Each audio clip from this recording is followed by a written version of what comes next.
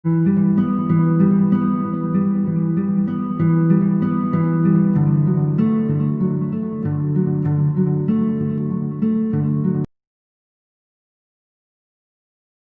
আজকের ক্লাসে আমরা কিছু ব্যবহারিক সমস্যা সমাধান করব। আমি সরাসরি শেয়ার স্ক্রিনে চলে যাচ্ছি। এটা সিলেট বোর্ড 2016 সালের অঙ্ক। ফ্যান্সি কোম্পানির একটি কারখানায় 50 জন শ্রমিক কাজ করে। সাপ্তাহিক প্রমাণ শ্রমঘন্টা 48 ঘন্টা এবং স্বাভাবিক মজুরির হার 40 টাকা। মানে এক সপ্তাহে শ্রমিকরা কাজ করে 48 ঘন্টা আর প্রতি ঘন্টায় মজুরি পায় 40 টাকা। জুলাই 2015 মাসের প্রথম সপ্তাহে মোট 60 ঘন্টা কাজ করে। 60 ঘন্টা কাজ করে মানে কি, 48 ঘন্টা তারা নর্মালি কাজ করে আর টোটাল 60 ঘন্টা কাজ করে। তাহলে অতিরিক্ত 12 ঘন্টা ওভারটাইম করে। তাদের স্বাভাবিক কাজ করা হলো 48 ঘন্টা আর অতিরিক্ত কাজ করছে 12 ঘন্টা। অতিরিক্ত সময় কাজের জন্য স্বাভাবিক মজুরি হারের দ্বিগুণ মজুরি পায়। স্বাভাবিক মজুরি পায় কত? ঘন্টা প্রতি 40 টাকা। 1 ঘন্টায় 40 টাকা স্বাভাবিক মজুরি পায়। তো ওভারটাইম পাবে কত? দ্বিগুণ, 80 টাকা। শ্রমিকগণ 40% হারে বাসস্থান ভাতা, 20% মহার্ঘ ভাতা, জনপ্রতি 100 টাকা চিকিৎসা ভাতা, 50 টাকা ধোলাই ভাতা প্রাপ্য হয়। ভবিষ্যৎ তহবিলে মূল মজুরির 10%, কল্যাণ তহবিলে 1% কর্তন করা হয়। উক্ত সপ্তাহে 5 জন শ্রমিকের মোট 1200 টাকা অগ্রিম মজুরি সমন্বয় করা হয়। ক নাম্বার বলছে শ্রমিকের 2015 সালের জুলাই মাসের প্রথম সপ্তাহের মূল মজুরি ও ওভারটাইম মজুরি নির্ণয় করো। আচ্ছা, আমরা অঙ্কটা করি।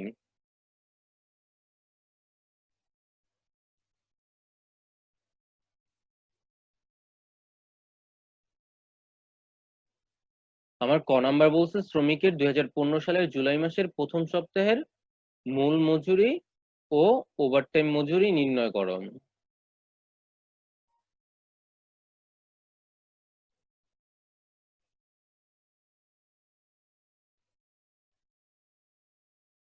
ক নাম্বার মূল মজুরি। আচ্ছা, শ্রমিকরা 1 ঘন্টা কাজ করলে কয় টাকা মজুরি পায়? 1 ঘন্টা কাজ করলে 40 টাকা মজুরি পায়। টোটাল কাজ করে কত ঘন্টা? 48 ঘন্টা। 1 ঘন্টায় 40 টাকা পেলে 48 ঘন্টায় কত পাবে? 40 গুণ 48। 1 ঘন্টায় পায় 40 টাকা, 48 ঘন্টায় 48 গুণ 40। আর টোটাল শ্রমিক কতজন? 50 জন গুণ 50 সমান সমান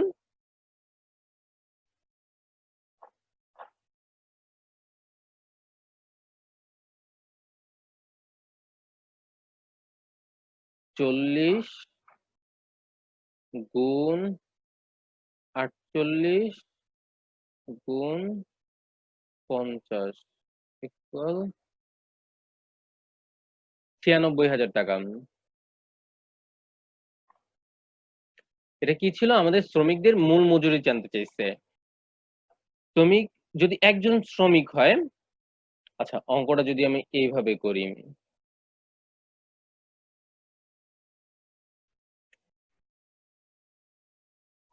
একজন শ্রমিক একজন শ্রমিক কাজ করে এক সপ্তাহে কয় ঘন্টা? 48 ঘন্টা। 1 ঘন্টায় পায় 40 টাকা। তাহলে 40 গুণ 48 সমান সমান 40 গুণ 48, 1920 টাকা। 1920 টাকা। একজন শ্রমিক কাজ করে এক সপ্তাহে কয় ঘন্টা? 48 ঘন্টা। 1 ঘন্টায় পায় 40 টাকা। তাহলে 48 ঘন্টায় 48 গুণ 40, 1920 টাকা। তাহলে 50 জন শ্রমিক পাবে কত? 50 জন শ্রমিক। 50 জন শ্রমিক পাবে, একজন পায় 1920 গুণ 50 সমান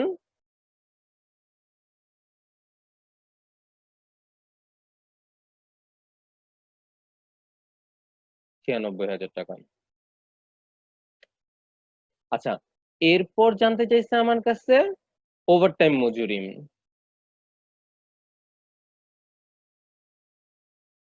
ওভারটাইম মজুরি ফার্স্টে একজনেরটা বের করি।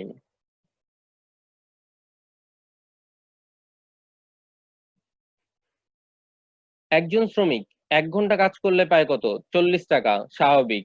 আর ওভারটাইম পায় কত? দ্বিগুণ। 40-এর দ্বিগুণ কত? 80 টাকা। 1 ঘন্টা কাজ করলে পায় 80 টাকা।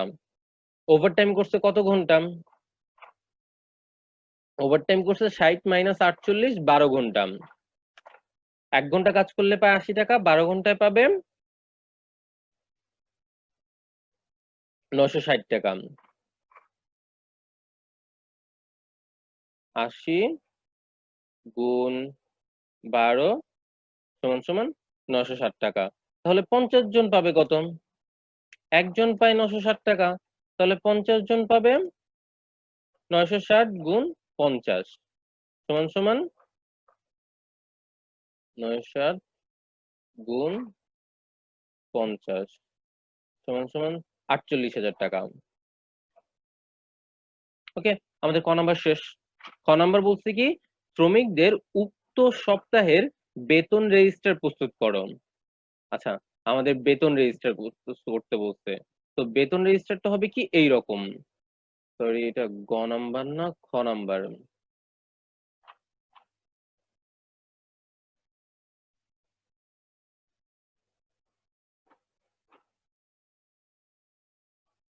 তো আমরা এখন খ নাম্বার করব, বেতন রেজিস্টার। আচ্ছা, এই অঙ্কতে কোনো শ্রমিকের নাম নাই, শ্রমিকের সংখ্যা আছে। কয়জন শ্রমিক? একজন শ্রমিকের আমরা হিসাব করব ফার্স্টে, আর তারপরে 50 জন শ্রমিকেরটা হিসাব করব।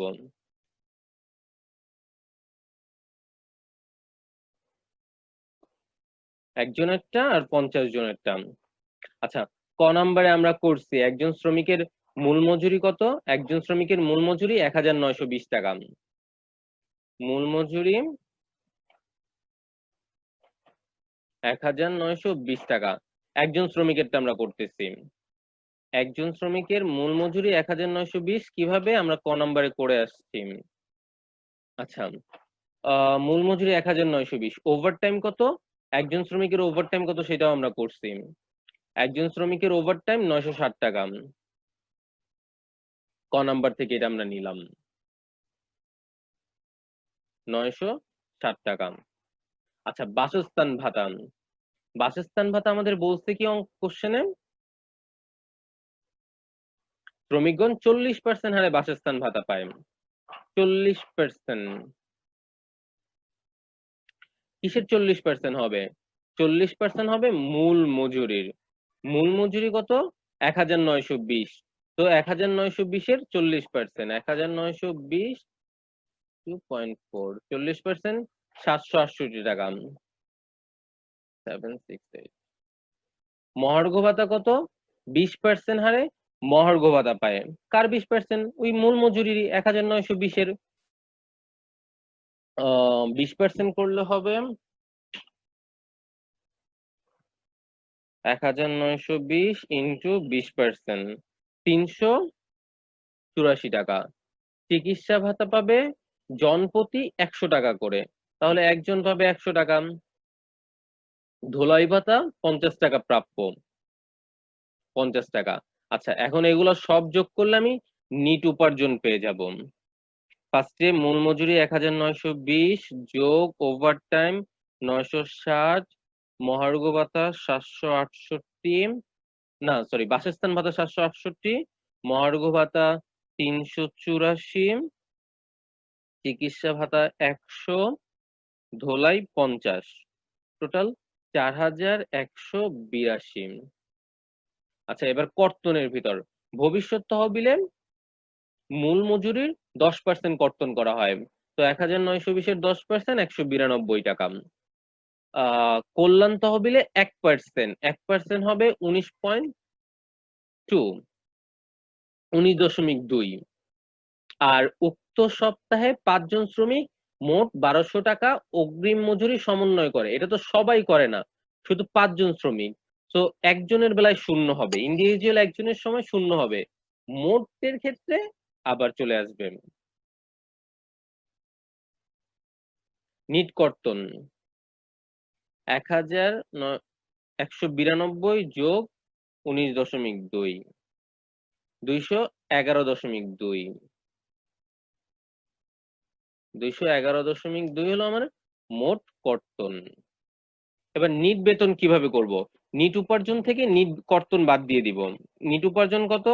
4182 মাইনাস 211.2, 3970.2। শেষ আমার একজনের হিসাব। এবার আমি 50 জনের হিসাব করব। কিভাবে? 50 জনের হিসাব একেবারেই সহজ। আমি একজনের অলরেডি বের করে ফেলছি। একজন মজুরি পায় কত? মূল মজুরি 1920 টাকা, তাহলে 50 জন পাবে কত? 1920 গুণ 50, 96,000 টাকা। একজন ওভারটাইম পায় 960 টাকা, তাহলে 50 জন পাবে কত? 960 গুণ 50, 48,000 টাকা।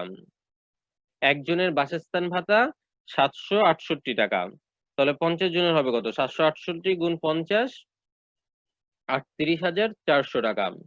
একজন মহার্ঘ ভাতা পায় 384 টাকা, 50 জন পাবে 384 গুণ 50, 19,200 টাকা। একজনের চিকিৎসা ভাতা 100 টাকা, 50 জনের 5,000 টাকা। একজনের ধোলাই ভাতা 50 টাকা, 50 জনের 50 গুণ 50, 2,500 টাকা। একজনের নিট উপার্জন 4,182 টাকা, 50 জনের 4,182 গুণ 50, 2,09,100 টাকা। ওকে। ভবিষ্যৎ তহবিল একজন 92 টাকা, 192 টাকা, 192 গুণ 50, 9,600 টাকা। কল্যাণ তহবিল 19.2 গুণ 50, 960 টাকা। এবার অগ্রিম মজুরি। আমার অগ্রিম মজুরি বলছিল কি, উক্ত সপ্তাহে 5 জন শ্রমিকের মোট 1,200 টাকা অগ্রিম মজুরির সমন্বয় করা হয়। 5 জনের মোট 1,200, এটা মোট। এই 50 জনের মধ্যে যে কোনো 5 জন ইন্ডিভিজুয়াল একজন নাম, এই জন্য আমরা একজনের ক্ষেত্রে লিখি নাই, কিন্তু 50 জনের ভিতর লিখবো। তো আমার কর্তন কি হবে? নিট কর্তন 2,211.2 কে 50 দিয়ে গুণ করে দিব না? কেন? ওই যে আমার নতুন 1200 আসছে কিন্তু। তাহলে নিট কর্তন কত হবে? 9,600 যোগ 960 যোগ 1,200, 11,760। আচ্ছা, তাহলে নিট বেতন কত হবে? নিট বেতন হবে, নিট উপার্জন কত 50 জনের? 2,09,100, সেটা থেকে বাদ 50 জনের নিট কর্তন 11,760, বাদ দিলে থাকে 1,97,000,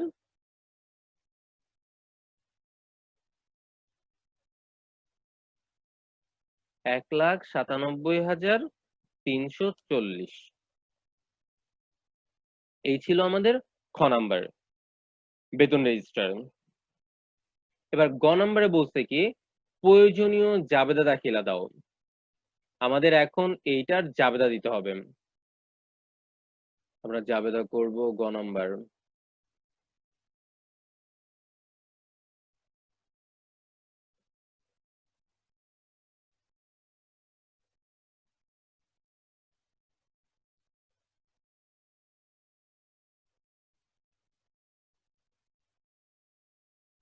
গ জাবেদা।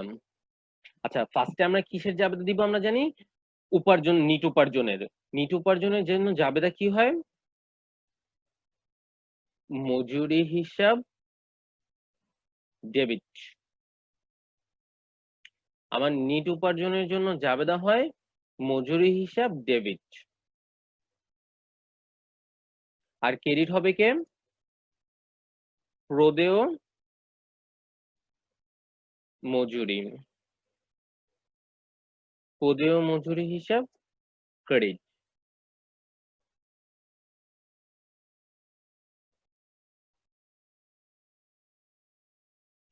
প্রদেয় মজুরি হিসাব ক্রেডিট। আমার প্রথম জাবেদা কিসের? নিট উপার্জনের জন্য। নিট উপার্জনের জন্য জাবেদা কি? মজুরি হিসাব ডেবিট, প্রদেয় মজুরি হিসাব ক্রেডিট। কেন? মজুরি একটা খরচ, আর এটা এখনো দেই নাই, দেব। এজন্য দায়, প্রদেয় মজুরি আমার কাছে পাবে। তো কত টাকা হবে? টাকা হবে অবভিয়াসলি সবসময় নিট উপার্জনের টাকাটা। নিট উপার্জন কত? নিট উপার্জন 50 জনের 2,09,100, তাহলে টাকা হবে 2,09,100।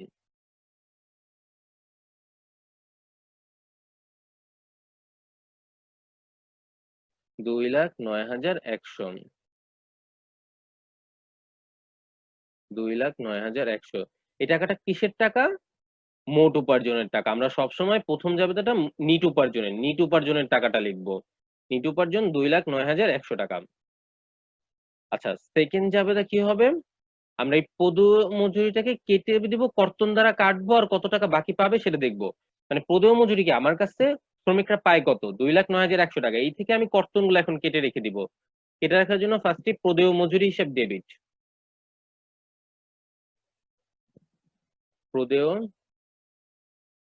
মজুরি হিসাব ডেবিট। আমরা জানি কি অ্যাকাউন্টিং এ কোন হিসাব ডেবিট থাকলে কাটার জন্য কি করা হয়? ডেবিট থাকলে ক্রেডিট করা হয় ডেবিট হিসাবকে, আর ক্রেডিট হিসাব থাকলে সেটাকে ডেবিট করলে কেটে যায়। তো প্রদেয় মজুরি হিসাব 2,09,100 আমার কাটাকাটি হয়ে গেল। এবার কি হবে? কর্তন গুলো, মানে আমি এই পদেয় মজুরি থেকে তারা কি কি কেটে রাখবো সেটা কেটে রাখবো। কর্তন কি কি আছে? কর্তন আছে ভবিষ্যৎ তহবিল। তাহলে ভবিষ্যৎ তহবিল হিসাব, ভবিষ্যৎ তহবিল হিসাব। ভবিষ্যৎ তহবিল হিসেবে টাকা কত? ভবিষ্যৎ তহবিলে 50 জনের 9,600 টাকা। ভবিষ্যৎ তহবিলে 50 জনের 9,600 টাকা। এরপরে কর্তন আছে কি? ভবিষ্যৎ তহবিলের পর কল্যাণ তহবিল।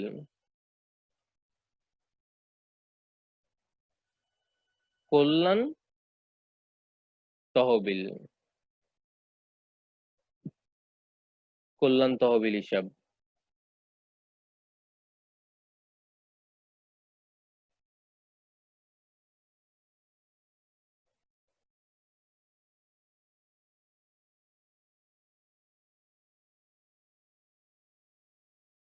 কল্যাণ তহবিল হিসাব ক্রেডিট। কত টাকা? 960 টাকা ছিল। 50 জনের কল্যাণ তহবিল 960 টাকা ছিল। তারপরে কি আছে? অগ্রিম মজুরি।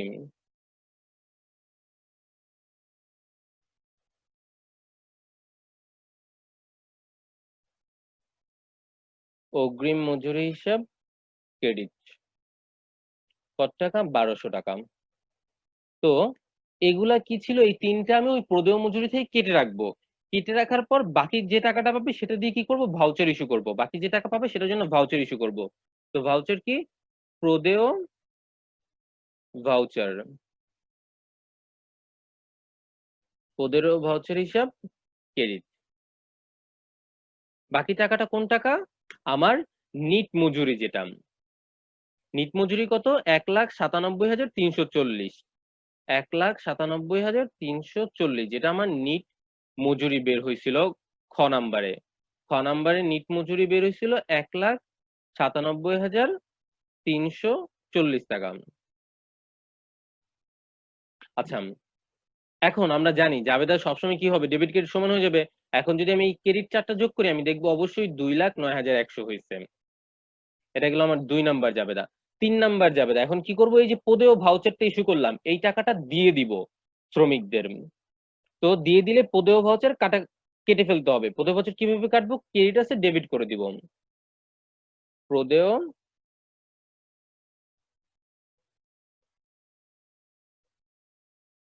ভাউচার, পদেয় ভাউচার হিসাব ডেবিট।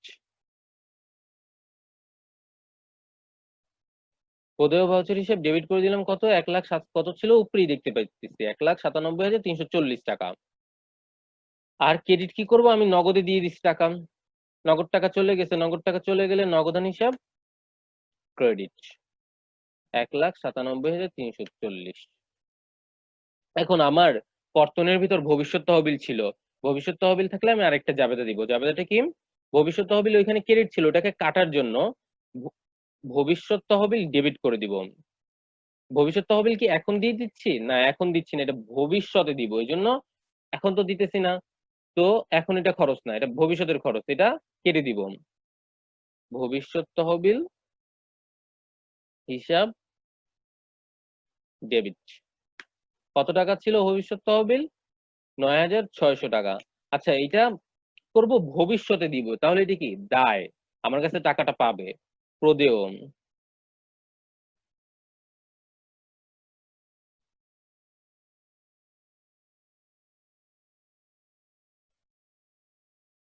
প্রদেয় ভবিষ্যৎ তহবিল।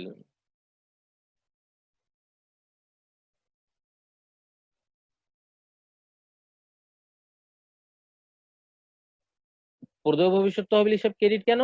এটা আমি ভবিষ্যতে টাকাটা দিব, আমার কাছ থেকে ভবিষ্যতে পাবে, এজন্য দায়।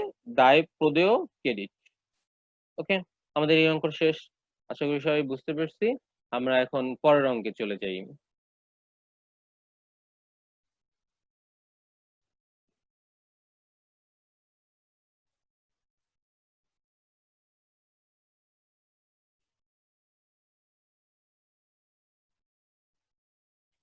আচ্ছা, এই অঙ্কটা হলো দিনাজপুর বোর্ড 16 অঙ্ক।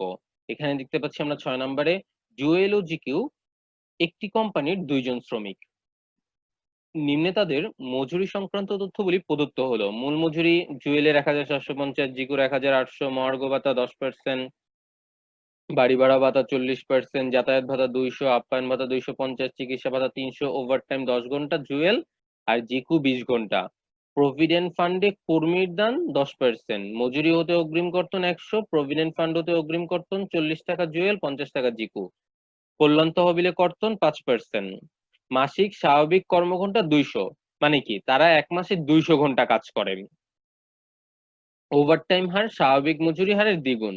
ক নম্বরে বলছে ঘন্টা প্রতি স্বাভাবিক মজুরির হার ও ওভারটাইম মজুরির হার নির্ণয় করো। স্বাভাবিক মজুরির হার আর ওভারটাইম মজুরির হার নির্ণয় করো, তাহলে আমরা অঙ্কটা করি।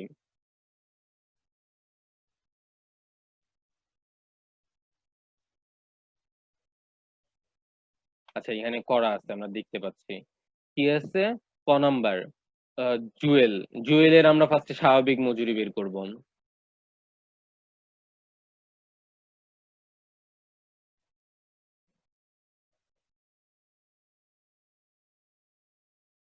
স্বাভাবিক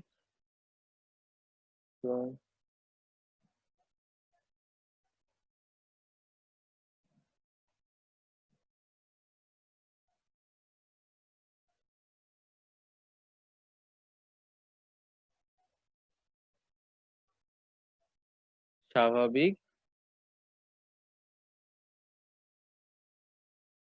মজুরি হার। ফার্স্টে আমরা স্বাভাবিক মজুরি হার বের করব। জুয়েল। জুয়েল স্বাভাবিক মজুরি পায় কত? এক মাসে পায় 1750 টাকা। সে এক মাসে কাজ করে কতক্ষণ? 20 ঘন্টা। তাহলে যদি, সরি 20 ঘন্টা না, 200 ঘন্টা। যদি 200 ঘন্টা কাজ করে 1750 টাকা পায়, তাহলে 1 ঘন্টায় পায় কত? 1750 ভাগ 200 সমান সমান 8 টাকা 75 পয়সা। জিকু। জিকু এক মাসে কাজ করে কত? 200 ঘন্টা। 200 ঘন্টা কাজ করে পায় কত সে? 1800 টাকা। তাহলে 1 ঘন্টায় পায় কত সে? 1800 ভাগ 200 সমান 9 টাকা। আচ্ছা, আর ওভারটাইম মজুরি হার কি? স্বাভাবিক মজুরি হারের দ্বিগুণ। Over time. ওভারটাইম মজুরি হার। ওভারটাইম মজুরি হার স্বাভাবিক মজুরি হারের দ্বিগুণ। তো স্বাভাবিক মজুরি হার কত জুয়েলের? 8 টাকা 75 পয়সা, একটু আগে বের করলাম। তাহলে 8 টাকা 75 পয়সা গুণ 2, 17 টাকা 50 পয়সা। জিকু স্বাভাবিক মজুরি কত? 9 টাকা। 9 টাকা গুণ 2, 18 টাকা। শেষ। ক নাম্বার আমরা বুঝতে পারছি। এখন আমরা খ নাম্বারটা করব।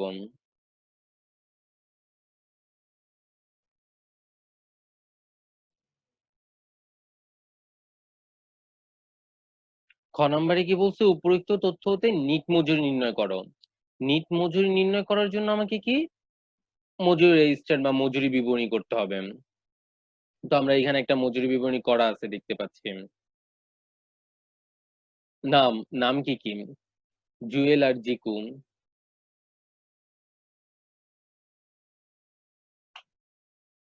জুয়েল,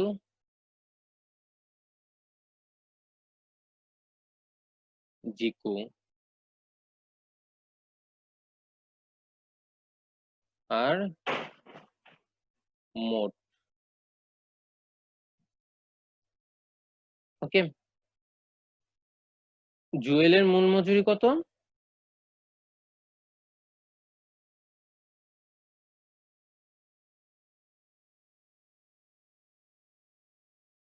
1750 টাকা, আর জিকুর 1800 টাকা। জুয়েলের মূল মজুরি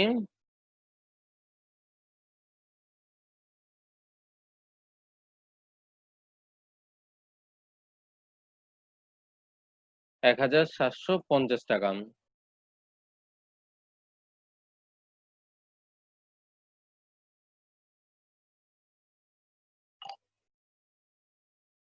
মহার্ঘ ভাতা পায় কয় পার্সেন্ট?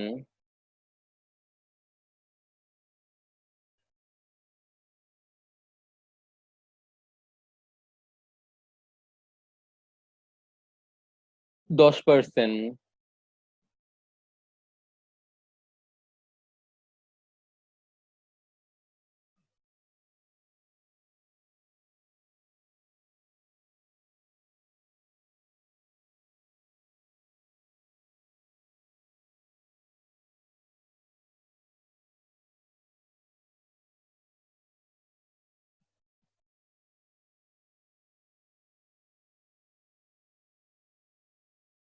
জুয়েলের মূল মজুরি 1750 টাকা, মহার্ঘ ভাতা পায় 10%, 1750-এর 10% 175 টাকা। বাড়ি ভাড়া ভাতা পায় 40%।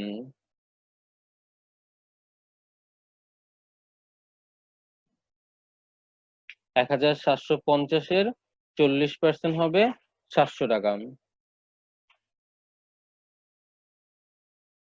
যাতায়াত ভাতা পায়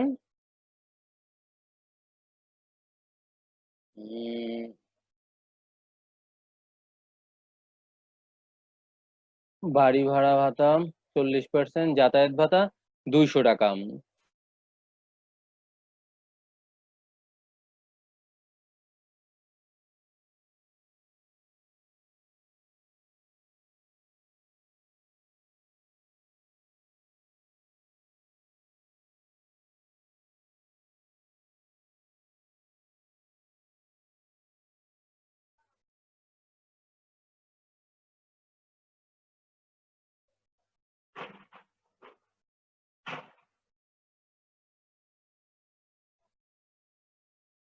যাতায়াত ভাতা পাবে 200 টাকা।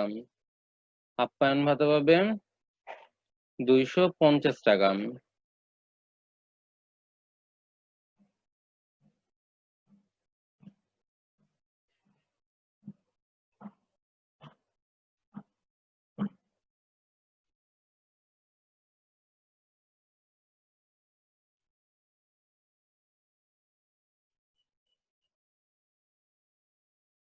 আচ্ছা, চিকিৎসা ভাতা পাবে কত? চিকিৎসা ভাতা পায় 300 টাকা। ওভারটাইম, ওভারটাইম আমরা 10 ঘন্টা কাজ করে জুয়েল, জুয়েল 10 ঘন্টা কাজ করে ওভারটাইম পায় কত টাকা?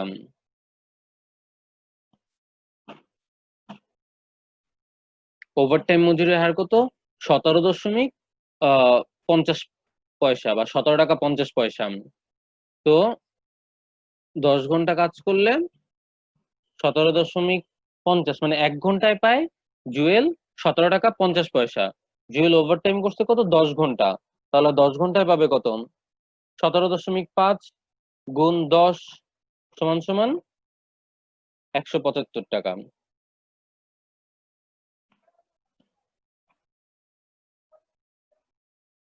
ওভারটাইম 175। আচ্ছা, নিট উপার্জন, তাহলে নিট উপার্জন কিভাবে করব জুয়েলেরটা? মূল মজুরি 1750 যোগ মহার্ঘ ভাতা 175 যোগ বাড়ি ভাড়া ভাতা 700 যোগ 200 যোগ 250 যোগ 300 যোগ 175 সমান সমান 3550 টাকা। এটা হলো জুয়েলের নিট উপার্জন। এবার কর্তন, কর্তন করে কত? জুয়েল প্রভিডেন্ট ফান্ডে 10%, মূল মজুরির 10%, 1750-এর 10% 175 টাকা। অগ্রিম মজুরি, মজুরি হতে অগ্রিম কর্তন কত? 100 টাকা।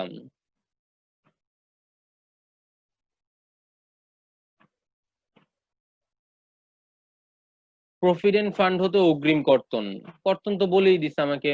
প্রভিডেন্ট ফান্ড হতে অগ্রিম কর্তন কত? 40 টাকা। কল্যাণ তহবিল, মূল মজুরির 5%, 1750 5% হবে 87 টাকা 50 পয়সা।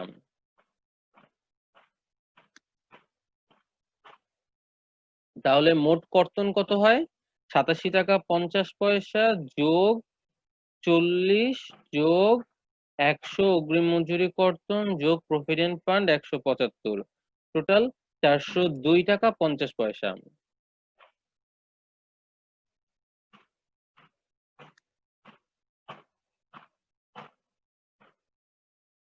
একশো 75 যোগ 100 যোগ 40 যোগ 87.5, 402 টাকা 50 পয়সা। এটা হলো নিট কর্তন জুয়েলের।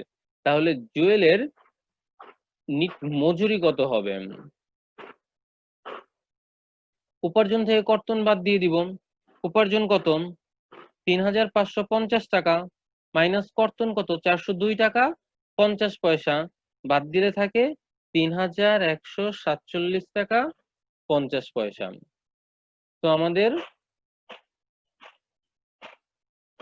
জুয়েলের নিট মজুরি বের করা শেষ। এবার আমরা জিকুটটা করব।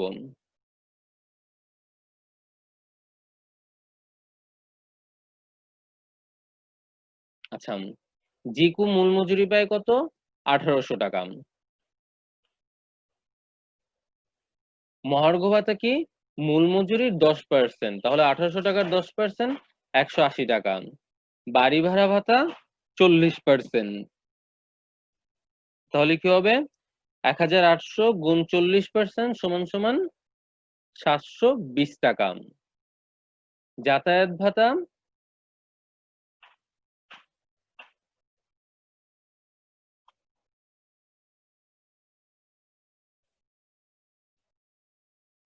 যাতায়াত ভাতা জুয়েল পায়, জিকু পায় 300 টাকা, আপ্যায়ন ভাতা 250 টাকা, প্রভিডেন্ট ফান্ড 300 টাকা।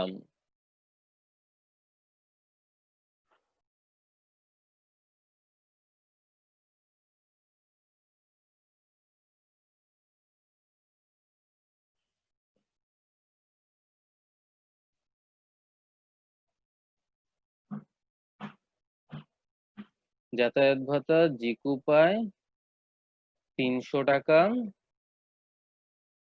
আপ্যায়ন ভাতা 250 টাকা, চিকিৎসা ভাতা 300 টাকা,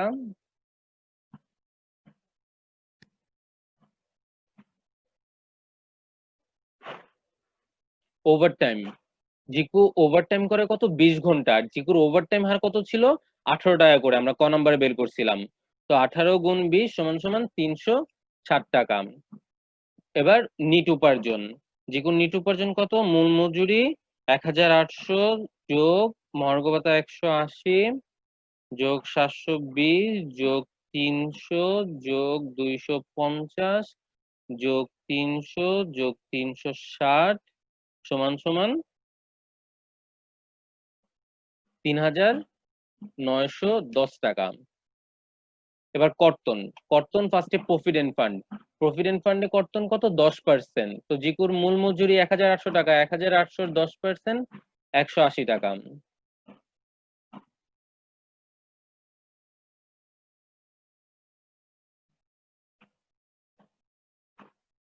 180-র পর অগ্রিম মজুরি,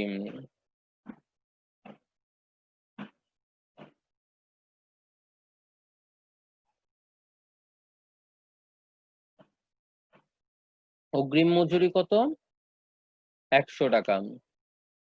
মজুরি হতে অগ্রিম কর্তন, প্রভিডেন্ট ফান্ডে অগ্রিম কর্তন জিকুর 50 টাকা, আর কল্যাণ তহবিল 5%, 1800 গুণ 5% করলে হয় 90 টাকা।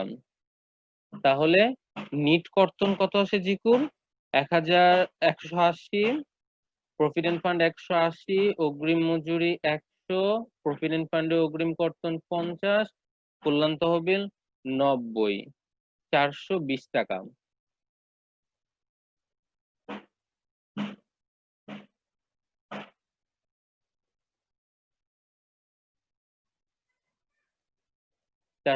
টাকা বাদ দিলে নিট মজুরি কত হবে? জিকুর নিট উপার্জন 3910 টাকা মাইনাস কর্তন 420 টাকা, 3490 টাকা, 3490 টাকা। এটা হলো জিকুর নিট মজুরি। এখন আমাদের লাস্ট ঘর যেটা মোট, আমরা প্রত্যেকটা যোগ করে দিব, তাইলেই হয়ে যাবে। মূল মজুরি কত? জুয়েলের 1750 যোগ জিকুর 1800, 3550।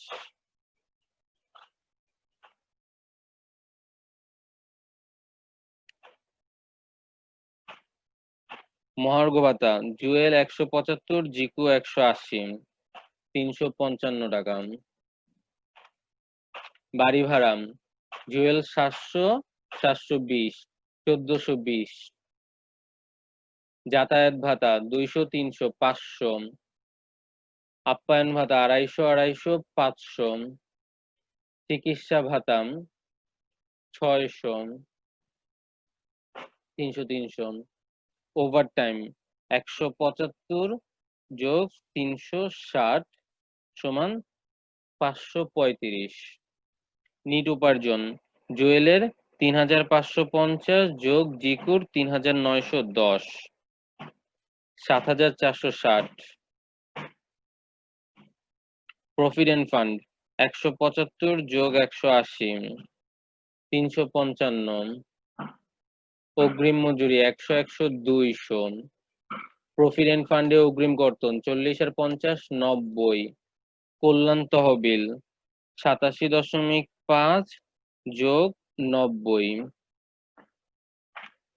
177.5। নিট কর্তন 402 আর 402.5 আর 420, 822.5।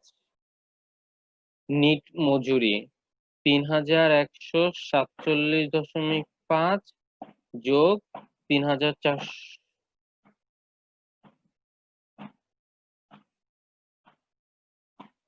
3147.5 যোগ 3490, 6637.5।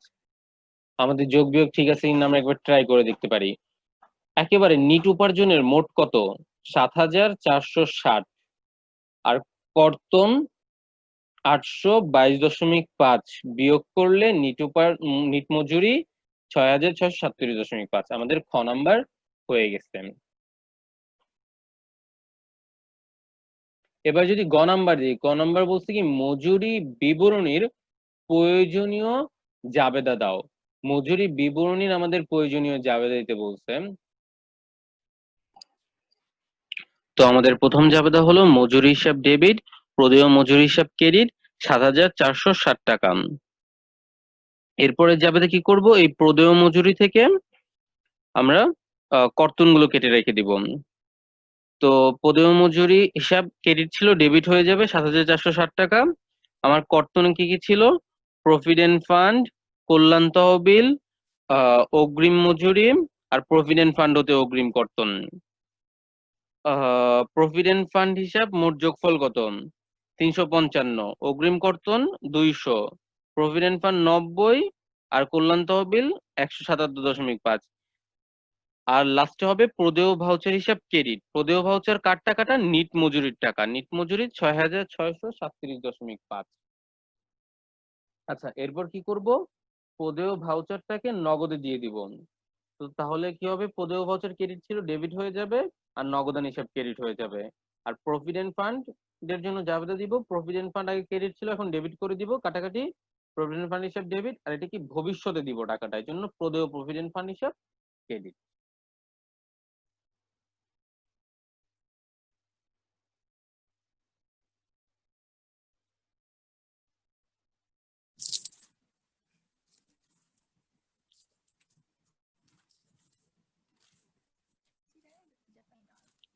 আচ্ছা নোভা, তুমি তোমার নিজের সমস্যা বলতে পারতেছ না, আমি বলে দিব। এখানে আমি বলি, এই যে এখানে একটা ইয়ে ছিল, যৌথ বীমা সর্বনিম্ন 100 টাকা, কিন্তু হুম, এখানে ওই যে 100 কত জন আসে আর কি। তো 2%, দুই ওইটা পার্সেন্ট করলে হচ্ছে, আসে কিন্তু ওইটা 80 টাকা। এই হ্যাঁ 4,000 ওই না, মূল সরি, বেতন চার এটা হাজার নিম্ন আসে তো। 4,000-এর 2% করলে হয় 80 টাকা। হ্যাঁ হ্যাঁ হ্যাঁ, কিন্তু আমাকে বলে দিছে যে সর্বনিম্ন 100 টাকা, তাহলে আমার 100 টাকা হবে, সর্বনিম্ন যেহেতু 100। 100 টাকা। কিন্তু স্যার এই যে প্রভিডেন্ট ফান্ডের এটা কেন যেন আমার হয় নাই, মানে এটা করছি কিন্তু পরে যে দেখি মিলে নাই। মানে আমি না বুঝি ট্রাই, নাই।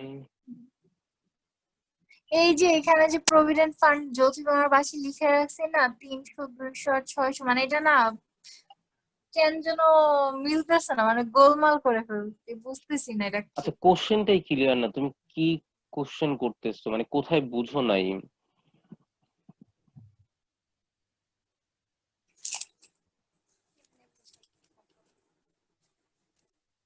স্ক্রিন দেখি না তো।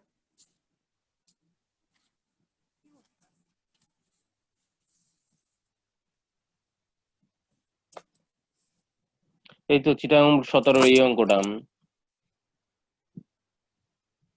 যৌথ বিমা সর্বনিম্ন 100 টাকা, আর প্রভিডেন্ট ফান্ডে কর্মীর দান 5%, প্রভিডেন্ট ফান্ডে নিয়োগকর্তার দান 5%।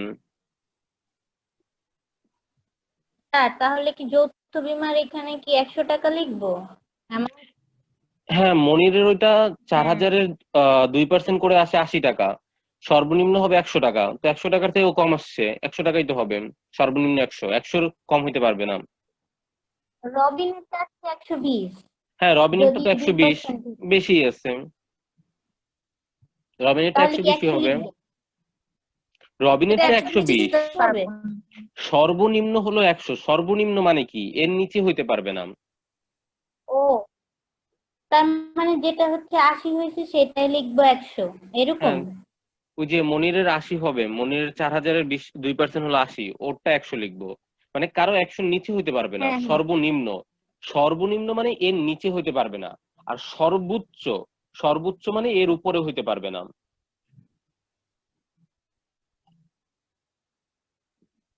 আচ্ছা। স্যার যদি 100-র বেশি হয় তাহলে কি ওটা লিখতে পারবো? হ্যাঁ, 100-র বেশি হলে তো লিখবোই, এখানে তো বলছে সর্বনিম্ন 100, 100-র বেশি হইলে তার সমস্যা নাই।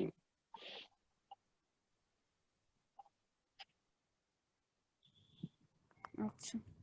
স্যার আমি কি বলবো একটা জিনিস, কি জিনিস বলো? এই যে এখানে তো প্রভিডেন্ট ফান্ড আমাদের দুইটা ছিল, একটা হ্যাঁ, হচ্ছে প্রভিডেন্ট ফান্ডে কর্মীর দান, আর একটা হচ্ছে প্রভিডেন্ট ফান্ডে নিয়োগকর্তার দান। তো কর্মীর দান যেটা, সেটা হচ্ছে একটা 300, আর একটা ওইটা হচ্ছে 300 বের হয়। 300 কেমনে? 4,000-এর কিন্তু 5% করলে হয় 200, একটা 300 আর একটা 200।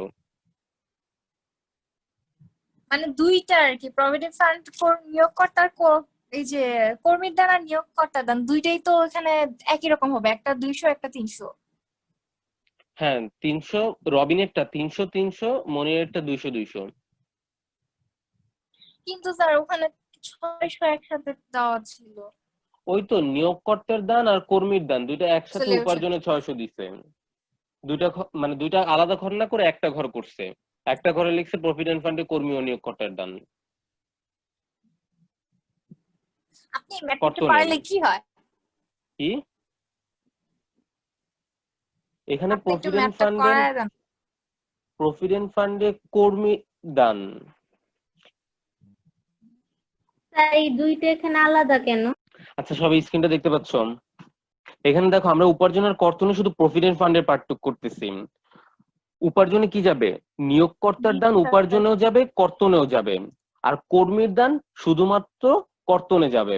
এখন নিয়োগকর্তার দান বলছে কি, রবিন 5%, তো রবিনের বেতন হলো 6,000 টাকা, 6,000 টাকার 5% করলে হয় 300 টাকা, এটা উপার্জনে গেছে।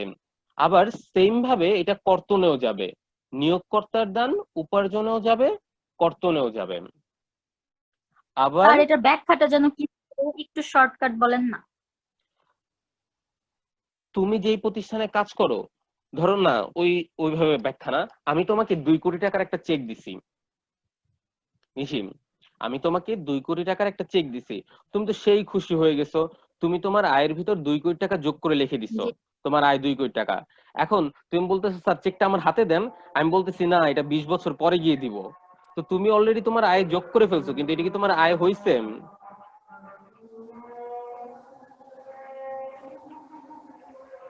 তোমার আয় তো হয় নাই, এজন্য আবার কর্তন করে দিতেছি। তুমি তো হাতে পাও নাই টাকাটা, বুঝছো?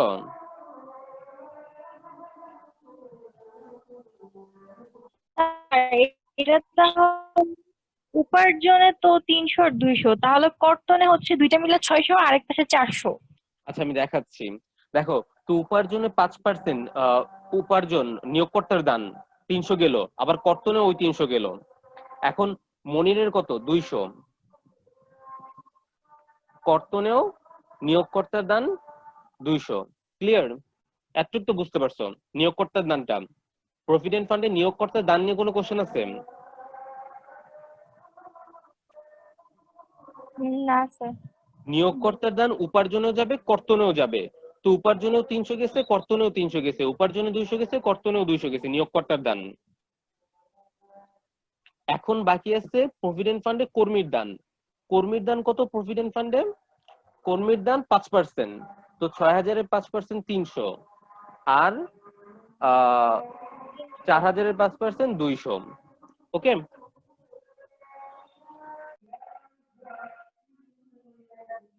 আচ্ছা এখন এইটাই কর্তনে 2বার গেছে, প্রভিডেন্ট ফান্ডে নিয়োগকর্তার দান, প্রভিডেন্ট ফান্ডে কর্মচারীর দান।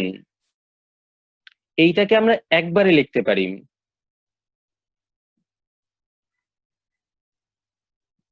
হ্যালো,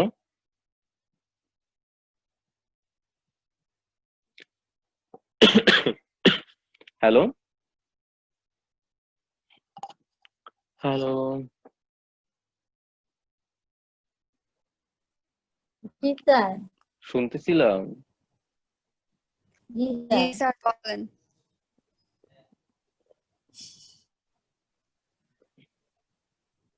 আচ্ছা মেরির কথা কি কেউ শুনতে পেতেছো? মেসেজ দিছিল, আমি শুনতে পাইনি।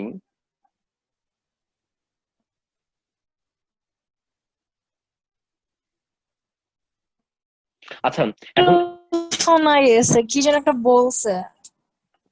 কর্তনের ভিতর প্রভিডেন্ট ফান্ডে নিয়োগকর্তার দানও গেছে, কর্মচারীর দানও গেছে। এইটাকে আমি একবারে লিখতে পারি। কর্তন 2বার গেছে না, কিভাবে?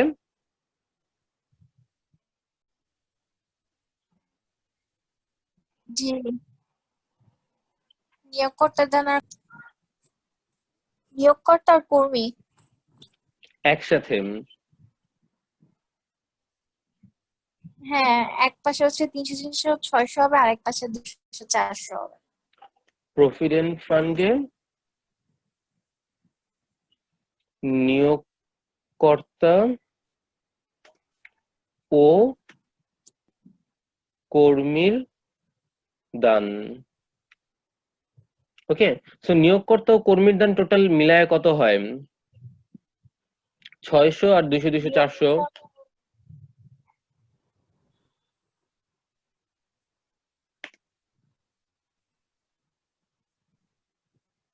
ওকে, দেখো চাইলে আমি আগেরটাও করতে পারবো, এখনটাও করতে পারবো, দুইটাই করা যাবে।